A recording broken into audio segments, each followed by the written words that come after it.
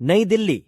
भारत की संसद ने सोमवार को शीर्ष विपक्षी नेता राहुल गांधी को देश की शीर्ष अदालत द्वारा प्रधानमंत्री के उपनाम का मजाक उड़ाने के लिए उनकी आपराधिक मानहानि की सजा पर रोक लगाने के 3 दिन बाद एक विधायक के रूप में बहाल कर दिया। संसद सदस्य के रूप में उनके दोबारा शामिल होने से भारत के पूर्वोत्तर राज्य मणिपुर में 3 महीने से अधिक समय से चल रही घातक जातीय हिंसा पर इस सप्ताह अविश्वास प्रस्ताव से पहले नरेंद्र मोदी की सरकार को घेरने के विपक्ष के प्रयास को बल मिलने की संभावना है।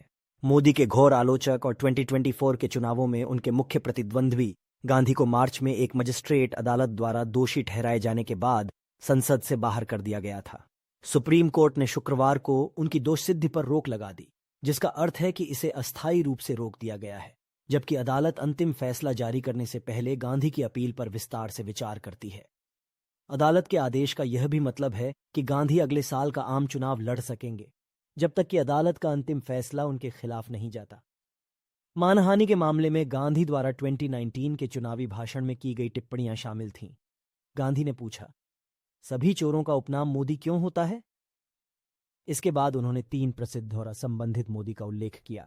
एक भगोड़ा भारतीय हीरा कारोबारी, इंडियन प्रीमियर लीग से प्रतिबंधित एक क्रिकेट कार्यकारी और प्रधानमंत्री।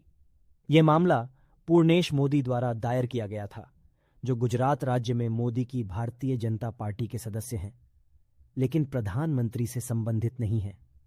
गांधी को 2 साल जेल की सजा सुनाई गई, लेकिन अदालत ने अप्रैल में उनकी जेल की सजा निलंबित कर दी। गुजरात राज्य उच्च न्यायालय ने सजा को बरकरार रखा था, इसलिए उन्होंने पिछले महीने देश के सर्वोच्च न्यायालय में अपील दायर की। भारत के पहले प्रधानमंत्री और वंशवादी कांग्रेस पार्टी के वंशज जवाहरलाल नेहरू के प्रपोते गांधी के खिलाफ मामले की मोदी के विरोधियों द्वारा व्यापक रूप से निंदा की गई और इसे असहमति को कुचलने की कोशिश करने वाली सरकार द्वारा लोकतंत्र और अभिव्यक्ति की स्वतंत्रता के खिलाफ नवीनतम हमला बताया गया। संसद से उनके निष्कासन की गति ने भारतीय राजनीति को झकझोर कर रख दिया। 1.4 अरब लोगों के साथ भारत दुनिया का सबसे अधिक आबादी वाला देश है, लेकिन मोदी के आलोचकों का कहना है कि 2014 में उनके सत्ता में आने के बाद से लोकतंत्र पिछड़ रहा है। वे उनकी सरकार पर हिंदू राष्ट्रवादी एजेंडे को आगे बढ़ाने का आरोप लगाते हैं। सरकार इससे इनकार करती है और कहती है कि उसकी नीतियों से सभी भारतीयों को फायदा होता है। नेहरू गांधी परिवार ने 2 अन्य प्रधानमंत्रियों को जन्म दिया है।